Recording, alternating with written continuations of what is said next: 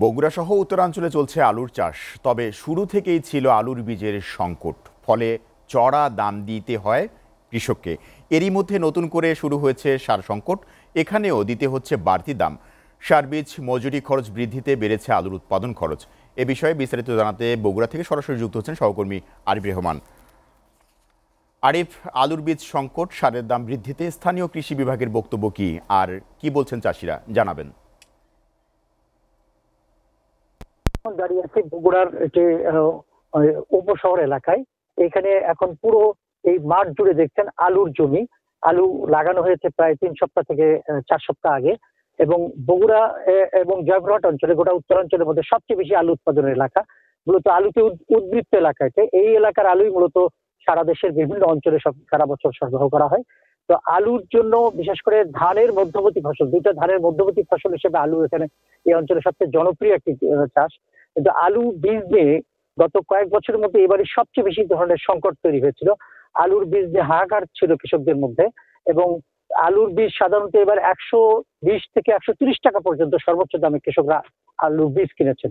আর গত কয়েক বছর থেকে আলুর যেহেতু বাজারে দাম বেশি, এই জন্য কৃষকরা এবার আলু চাষের প্রতি ঝুঁকছে বেশি। এই বেশি ঝোঁকার কারণে, বীজের চাহিদা বেশি হওয়ার কারণে একটা বাজারে বীজের সংকটটা তৈরি হয়। তারপরেও কৃষকরা বিভিন্ন ভাবে আলু তার বীজ তারা সংগ্রহ করে তারা কিন্তু জমিতে আলু লেগেছে। তবে আলুর জমিতে এখন নতুন করে একটা সংকট তৈরি হচ্ছে, সেটা হচ্ছে সার সংকট। যেসব জমিতে আলু লাগানো হয়েছে সেই সব জমিতে এখন সার দেওয়ার সময় এই বিশেষ করে ডিএপি, টিএপি, ইউরিয়া, অন্যান্য যে সার, এই সারের বাজারে একটা সংকট তৈরি হচ্ছে।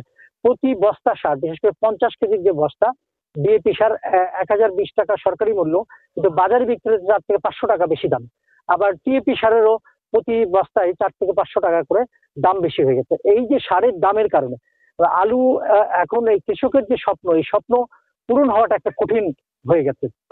এবং আলু উৎপাদনে অন্যান্য কয়েক বছরের মধ্যে এবার কিন্তু খরচ অনেক বাড়তেছে। বিশেষ করে কৃষকদের সাথে আমি একটু আগেই কথা বলেছি, তারা বলেছেন যে আলুর খরচ গত বছরের 2 থেকে 3 গুণ পরিমাণ খরচ, উৎপাদন খরচ বাড়বে। সেই কারণে আগামী বছরগুলোতে আলুর যে দাম, সেটা কিন্তু আরো বাড়তি হওয়ার সম্ভাবনা আছে, এটি মনে করছেন এই অঞ্চল কৃষক। আর কৃষি বিভাগ আমাদেরকে জানিয়েছে বগুড়া অঞ্চলে সাধারণত প্রায় 55,000 হেক্টর জমিতে আলুর উৎপাদন হয়েছে। এর মধ্যে তারা আশা করছেন প্রায় 12 লাখ মেট্রিক টন আলুর মানে উৎপাদন হবে।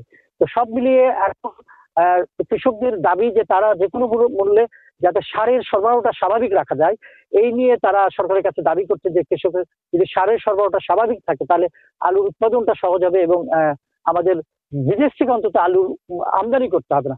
এই উৎপাদনটা বগুড়া সহ আশপাশের অঞ্চলে এবং নর্থ বেঙ্গলের বিভিন্ন